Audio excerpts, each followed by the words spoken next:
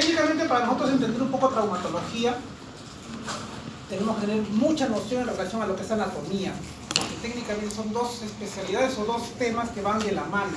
Si anatomía no la domino, traumatología no es memoria, es solamente correlación. Y la correlación se va a dar mucho con lo que es hacer puntos de referencia en relación a anatomía para que sus respuestas sean correctas, no sea memorizar, porque anatomía yo sé que es fastidioso y uno se puede olvidar, pero en una cuestión de una emergencia, olvidarse las cuestiones traumatológicas es un poco complicado. Entonces, traten de tener una buena relación anatomía-traumatología para que el curso les sea bastante satisfactorio. Entonces, como se ve aquí, la señalización del aparato locomotor es lo que es anatomía y lo que es biomecánica de la articulación o del segmento que se va a tener que examinar.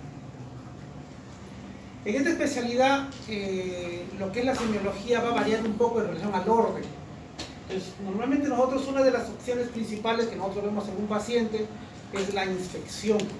La inspección es mirar, y mirar, en buen sentido de la palabra, todo lo posible. Desde el paciente que ingresa al consultorio, que puede venir caminando, puede venir rengueando, puede venir cojeando, o puede venir normal, hasta cómo se va cambiando para ver si la articulación, lamentablemente en traumatología hay mucha simulación. Entonces es un paciente que le duele el hombro y se cambia, pero rapidísimo, entonces es un poquito controversial creerle o no creerle. Entonces, nuestro examen físico va a depender mucho de todo eso. O sea, no solamente es creerle al paciente, sino es también examinarlo y ver realmente si hay algún tipo de limitación o dolencia. Y siempre hacer la comparación. Normalmente es bien raro que uno venga con las dos extremidades lesionadas. Entonces, si una extremidad está lesionada y la otra no, primero se mira, se observa el lado sano y ahí recién se examina el lado alterado. Porque nosotros mirando podemos ver, por ejemplo, los ejes, el tamaño, la forma, la coloración de la piel, la tonificación muscular, para determinar si el otro lado va a tener algún tipo de afectación. En relación a lo que es la palpación, igualito, primero se examina el lado sano, en teoría, y de ahí recién se va al lado afectado. Entonces aquí hay que ver la coloración de la piel, si hay aumento de volumen, hay aumento de temperatura, hay puntos dolorosos a la palpación, los movimientos a nivel de las zonas articulares. Entonces, como les menciono aquí, la evaluación de cada elemento anatómico primero en un orden, primero el lado sano y después el lado afectado. En la movilidad, nosotros tenemos dos movimientos principales, los movimientos activos y los movimientos pasivos. El movimiento activo es el que hace el paciente, el movimiento pasivo es el que hace el examinador. Entonces, normalmente para nosotros poder hacer una buena evaluación, podemos hacer primeramente movimientos pasivos, o sea que yo mismo lo puedo examinar al paciente. En un movimiento pasivo, los rangos articulares van a ser mayores en relación a los movimientos activos, porque el efecto de que el paciente mueve una articulación con dolor va a limitar el movimiento. Entonces, siempre se examina, como le digo, primero el lado sano, de ahí se va al lado afectado. Pero para hacer esta movilidad necesitamos un ambiente amplio, grande, para poder extender las extremidades. Si estamos en un ambiente muy pequeño y tenemos limitación en esta función, probablemente no hagamos un buen examen. Los rangos articulares, por ejemplo, en relación a las lesiones articulares, esguinces, luxaciones o fracturas en sí, nos va a dar una buena posibilidad para determinar si hay algún tipo de limitación en esta zona. Nosotros nos valemos en lo que nosotros llamamos un goniómetro, que es como una regla en la cual nosotros nos vamos a poder orientar a ver exactamente cuántos grados tenemos. Y los grados nos van a ayudar mucho para ver si hay limitaciones a nivel de la articulación sana en relación a la articulación afectada. Y a nivel de los exámenes regionales, la medición de las longitudes, por ejemplo, circunferencia, el trofismo, la tonificación muscular, nos va a orientar también en relación a un lado sano, a un lado enfermo, si realmente el lado enfermo es el realmente está enfermo, que puede ser que esté simulado también, ¿no?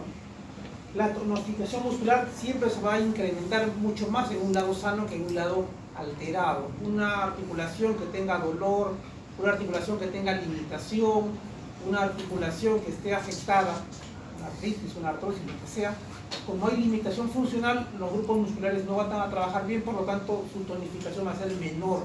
Entonces esa comparación siempre se tiene que ir viendo al hacer ese examen al paciente. La fuerza muscular también es otro parámetro que nosotros buscamos en relación a un paciente.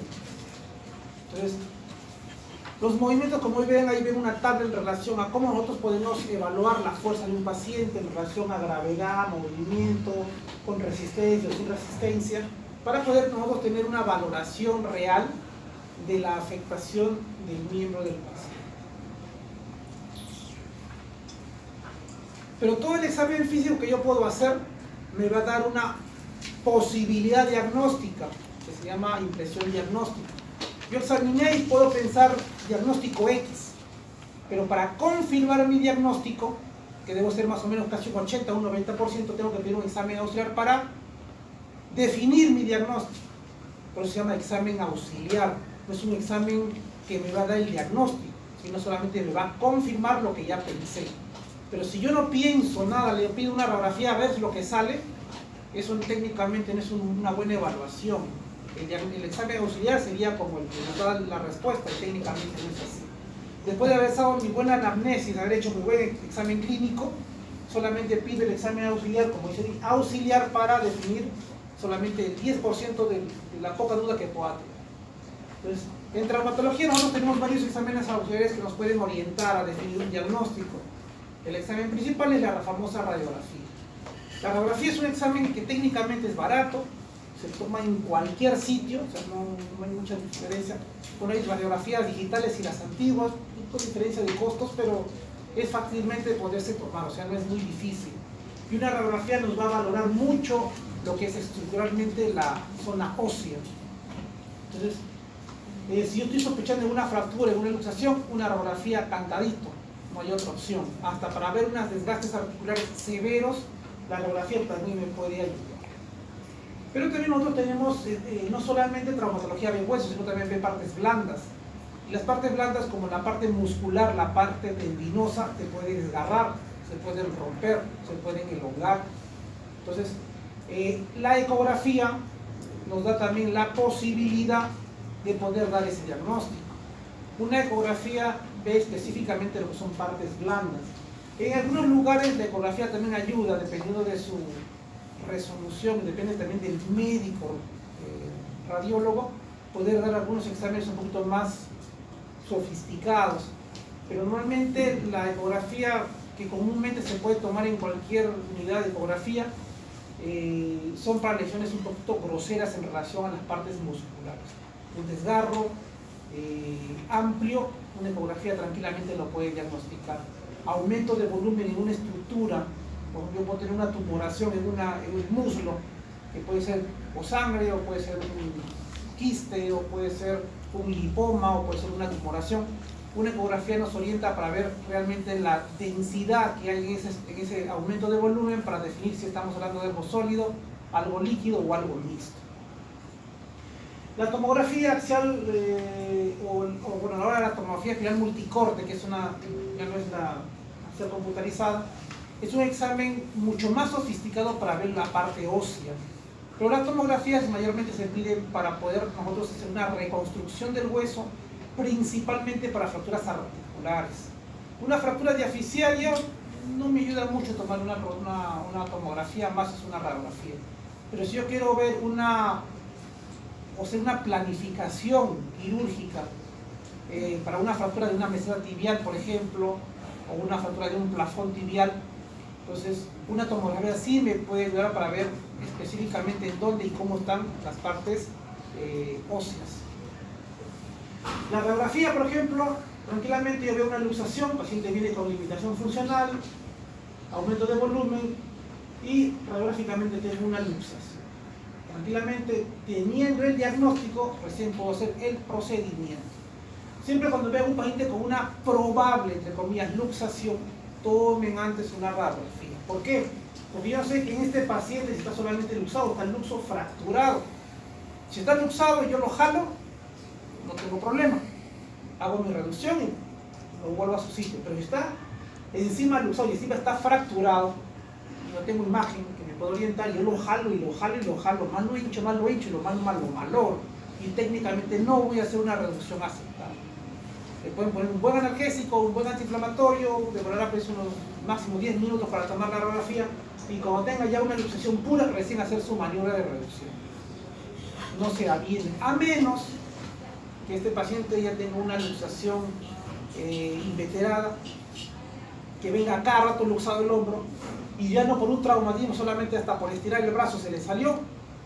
Ahí sí podrían hacer un intento de reducción, porque no hay un sentido traumático, porque este hombro se sale a cada rato. Pero si es una lesión traumática por primera vez, ni lo intento. Una radiografía igual con una luxación pura de la falange, quinto dedo. Igualmente una radiografía, una fractura expuesta, donde se evidencia la estructura ósea que está totalmente desplazada. Las tomografías nos pueden dar la orientación, por ejemplo, de las fracturas articulares. Acá yo, en esta radiografía, por ejemplo, de omóplato, que normalmente tomo una radiografía, estas imágenes se pueden confundir alguna vez con la trama pulmonar. Y dicen, no, está hinchado, sí, pues, pero no veo fractura. Pero en la tomografía sí se puede ver una fractura compleja a nivel de todo lo que es el omóplato, clavícula, y también técnicamente a nivel de todo el cuerpo del omóplato. Por lo tanto, en este tipo de casos sí va a tomar una tomografía para confirmar el diagnóstico. Igualmente acá es una tomografía con reconstrucción en 3D. Vemos la posibilidad de una fractura. Si siempre la radiografía de pelvis, siempre yo digo, esto es un libro. En la línea media, de aquí para acá, debe ser igual de aquí para allá. Entonces acá yo veo cabeza, cuello, trocante menor, pero acá yo veo una fractura a nivel de la base cervical, como se ve acá. Igualmente acá se ve mucho más claro. Si uno hace la comparación con el hueso sano, vamos a ver que acá está liso y acá se ve una línea. Girando la tomografía, que eso sí es una buena posibilidad para dar una buena predicción diagnóstica de un trazo articular, vemos que se ve muy claramente ya la fractura un poco desplazada. Entonces la tomografía nos puede ayudar para ver la parte ósea, sí, pero nos ayuda mucho más cuando es una lesión puramente articular para poder desarmarlo y ver la lesión específicamente de la zona. La gammagrafía también es un examen que nos puede orientar y nos puede ayudar. No es un examen que se toma con frecuencia, pero nos puede ayudar para ver si la tumoración que nosotros podemos tener es fría o es caliente. Un proceso infeccioso activo o es un proceso frío, tumoral, depende de la causa. Por ejemplo, en este paciente nosotros tenemos una rodilla donde hay una hipercaptación en la tibia proximal, donde probablemente hay un proceso infeccioso. Igualmente acá en esta rodilla vemos un proceso infeccioso bastante marcado. Nosotros hacemos una comparación con la otra rodilla. La resonancia magnética es uno de los exámenes que nos puede dar muchísimo, pero lamentablemente todavía los costos son muy altos. Una buena resonancia está aproximadamente 500, 600 soles, pero nos orienta mucho más, es como algo más fino. Un desgarro miofibrilar, por ejemplo, una ecografía no lo saca, una resonancia sí lo puede sacar. Esas lesiones que tienen los jugadores de fútbol, que son lesiones muy pequeñas, que sí son dolorosas, que limitan mucho, a lo mejor una ecografía se le va a pasar, pero en una resonancia no se le puede pasar. En esta resonancia también nos puede orientar específicamente para ver estructuras articulares, como son los famosos meniscos, los ligamentos cruzados, en este caso de una articulación de rodilla. Acá vemos un menisco que normalmente debe ser así, de forma triangular, negro, pero acá vemos un menisco fracturado o desgarrado la seda. Igualmente acá en la imagen lateral vemos también el muslo totalmente roto, donde se evidencia esto es el corno anterior, es el corno posterior en la cual se está roto. Y los lugares más frecuentes del menisco, de su lesión del menisco, es el corno posterior del menisco medial. Igualmente acá nosotros podemos ver una lesión de un ligamento cruzado, en este caso el ligamento cruzado anterior, que debería ser de forma lineal, como se ve en este caso acá, y parcialmente se ve el ligamento cruzado posterior acá abajo, atrás.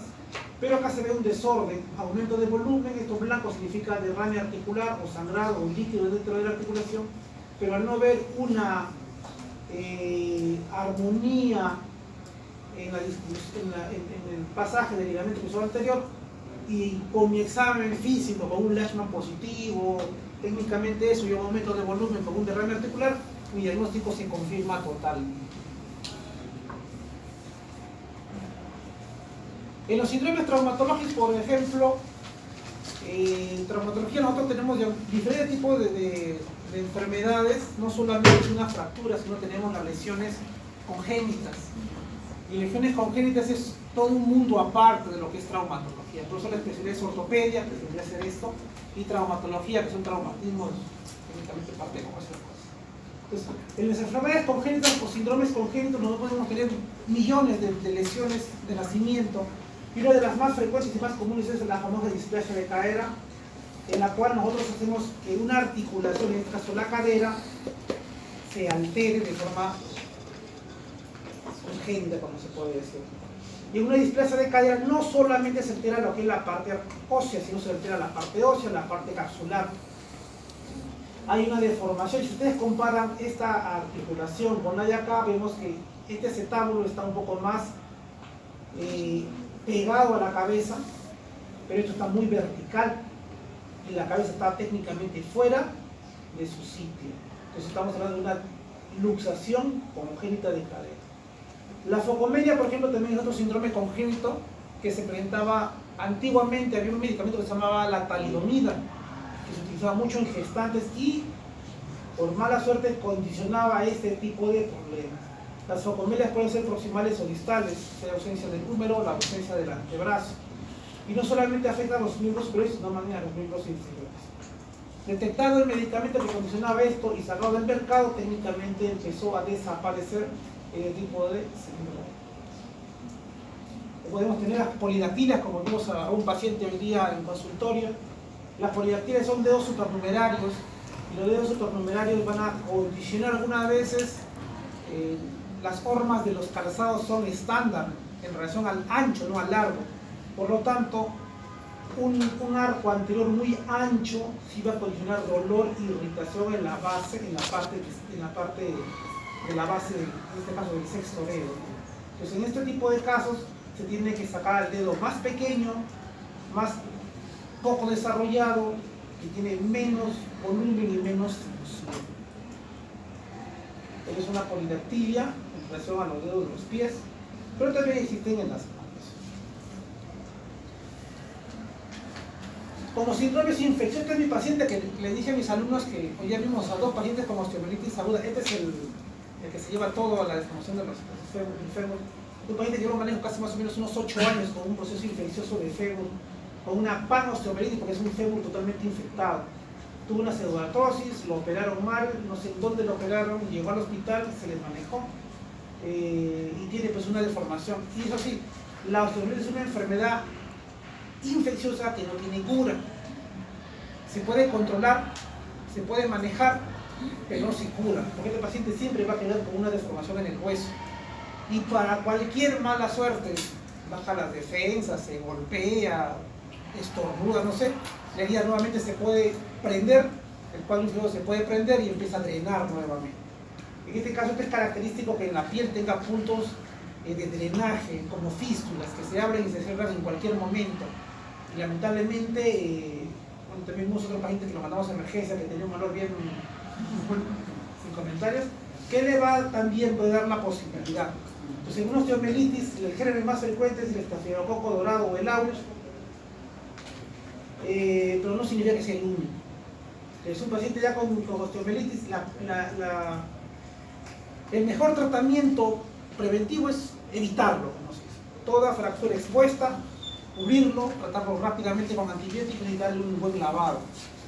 Hueso expuesto, tendón expuesto, se tienden a necrosar, y si se necrosan, es un dolor de cabeza. A diferencia de la osteomielitis con la famosa tuberculosis, la osteomielitis es una enfermedad osteoproductiva. ¿Qué significa eso? La osteomielitis produce hueso, hasta el queque, pero lo produce, de mala calidad, pero lo produce. La tuberculosis es una enfermedad osteodestructiva, no produce hueso, lo destruye. Y en la tuberculosis van a haber dos tipos, la miliar y la gaseosa, la gaseosa y la granulomatosa. La granulomatosa más frecuentemente en las articulaciones y la gaseosa más frecuente en la columna, lo que también le llaman el famoso mal de Koch. Pero la tuberculosis es una enfermedad siempre secundaria, la ósea, secundaria o terciaria, nunca es primaria.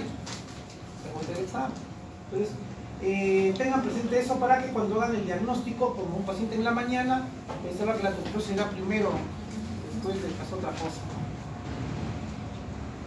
El síndrome reumatoideo también, si nosotros comparamos las lesiones traumatológicas, nosotros normalmente vemos lesiones monoarticulares.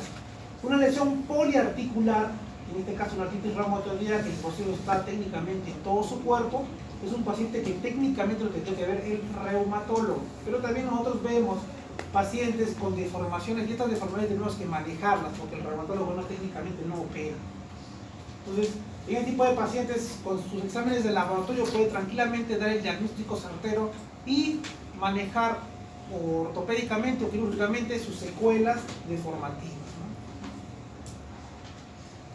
Los síndromes tumorales también nosotros podemos encontrarlos en la parte del hueso. Los pseudotumores o los quistes, como este es un quiste 8 solitario a nivel del húmero, normalmente no producen algunas veces dolor, no producen molestias, pero sí producen cuando el doctor le toma una radiografía así, cuando tienen que trabajar, le toman una radiografía de tórax como protocolo y ponen sus brazos así, de refilón alguna vez sale la imagen y dicen ¿qué pasó acá? Le toman una imagen del húmero y tienen su quiste. Entonces, en algunos casos el tratamiento es fracturarlo para que la fractura condicione formación de hueso y eso se rellene. O la otra opción es hacerle una ventana, como se fracturó, y sacar la membrana que se encuentra dentro de la cavidad ósea y rellenarlo con chip de hueso o injerto de hueso para que esto se pueda consolidar. Otro tumor benigno vendría a ser un osteocondroma, que son tumoraciones que se presentan principalmente en la cerca a la unión de los núcleos de crecimiento con la metáfisis, que son en las fisis, en los huesos largos, en la parte más o menos metafisiaria, principalmente el fémur distal, tibia proximal, húmero proximal, donde se encuentran pues bultos, en este caso una formación de un hueso ectópico en esa zona, que no produce dolor, no produce molestia. Lo que sí produce dolor es por la fricción de las bandas musculares o tendinosas. El tratamiento solamente es una sacada, una raspada y una cerrada, nada más. Pero sí, la probabilidad de que nuevamente pueda crecer es un poquito alta. ¿Por qué? Porque esto crece a expensas del periósteo. Si yo saco la tumoración, pero dejo el periósteo como flotante, ese periósteo va a formar hueso y va a producir nuevamente, a lo mejor una nueva posibilidad de tumoración. Pero si yo pelo con todo el periósteo, la posibilidad es muy mínima. Entonces, es una tumoración relativamente frecuente, pero hay que saber tratarla para evitar que nuevamente resida. Pero también podemos tener tumoraciones malignas, como un mieloma múltiple, como en este caso es una abuelita que tenía una fractura bilateral de fémur y todo el hueso como se ve casi medio apolillado, como llaman, y bueno, pues ya teniendo sus marcadores a nivel sanguíneo, podemos dar un diagnóstico certero. Pero este paciente llegó a la emergencia cuando yo era residente del primer año, y creo que no duró ni 3 meses porque se murió, porque estaba muy complicado el cuadro, ¿no? No solamente es acá las fracturas patológicas, sino el componente general de la paciente. Pero también podemos tener secuelas neurológicas. La poliomielitis es una enfermedad que técnicamente, bueno, ya no existe, ahora hay secuelas nada más, en la cual había pérdida de fuerza y atrofia muscular de los miembros inferiores. Esta es la forma característica de que el paciente camine con una secuela de rodilla. Como no tiene estabilidad en la rodilla, tiene que poner su mano encima de la rodilla para ajustar, para que la rodilla, como le baila, no se vaya a caer. Este tipo de pacientes, por ejemplo, deberían utilizar sus soportes, sus ortéticos, como se ven en la Teletón con sus zapatos tipo Robocop, que vienen hasta la región inguinal, para que, como tienen topes, hacen que la rodilla tenga fuerza, porque se aguanta con las barras metálicas, para que realmente pueda caminar. Pero hay mucha gente que por cuestión estética no lo usa.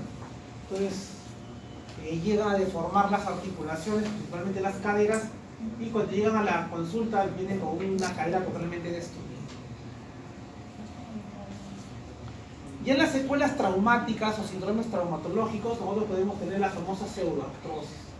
Una pseudoartrosis es un proceso en el cual un hueso nunca pudo consolidar por diferentes causas, que pueden ser los macromovimientos, la no inmovilización, procesos infecciosos, X cosas. Esta es una señora que venía de la sierra con una pseudoartrosis de antebrazo. Se cayó, creo, movió el huesero, nunca lo estabilizaron y llegó a la consulta así. Técnicamente nosotros manejamos las fracturas articulares con una reducción al 100%. Si ustedes se dan cuenta, el antebrazo es el único segmento del cuerpo que tiene dos huesos, pero tiene movimientos en flexión y extensión y en pronosupinación, o sea, en su mismo eje.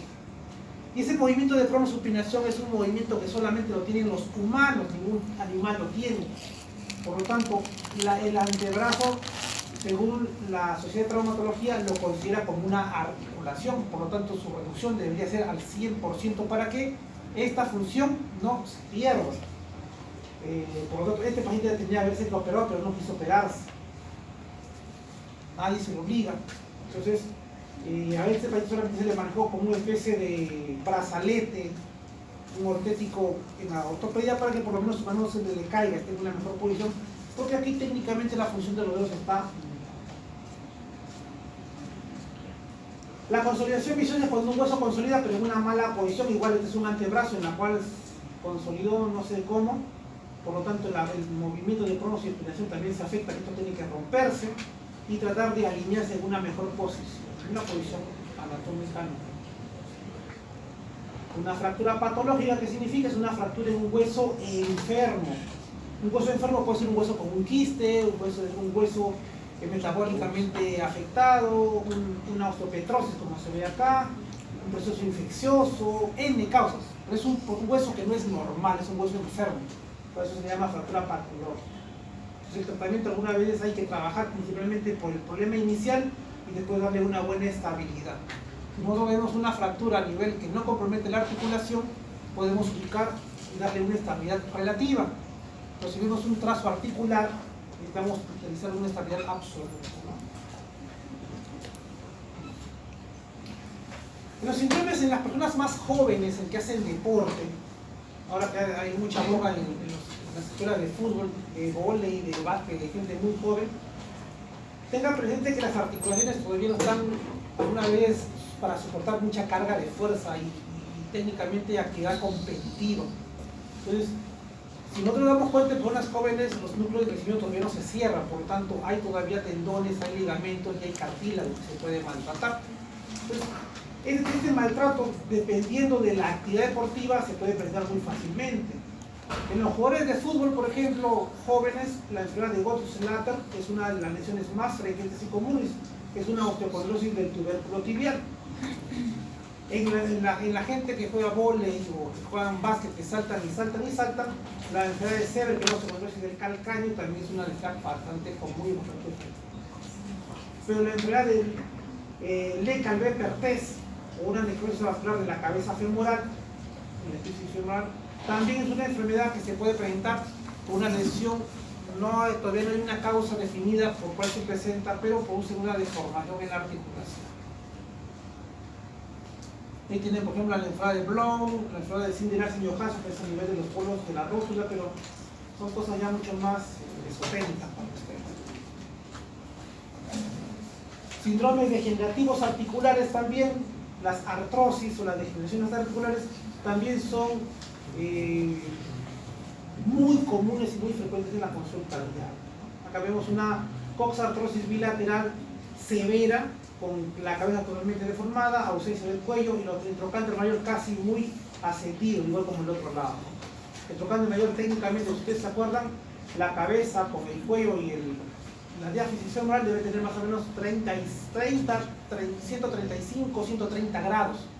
Acá tenemos casi a 90 grados y todavía encima el trocánter mayor está casi a nivel de la axila. Entonces, ese tipo de deformaciones sí condiciona dolor, sí condiciona molestias, limitación funcional, y va a depender mucho de la configuración del acetábulo para determinar qué tipo de implante se le va a poner junto con los. Otro también a nivel de la articulación de la rodilla, podemos tener acá una anquilosis. Una anquilosis, el término de anquilosis significa una consolidación de forma natural, o sea, la naturaleza lo pega a la articulación. Una artrodesis, una fusión articular gracias a la mano del cirujano. Y en este caso vemos una alteración de los casi 3 compartimentos de la rodilla.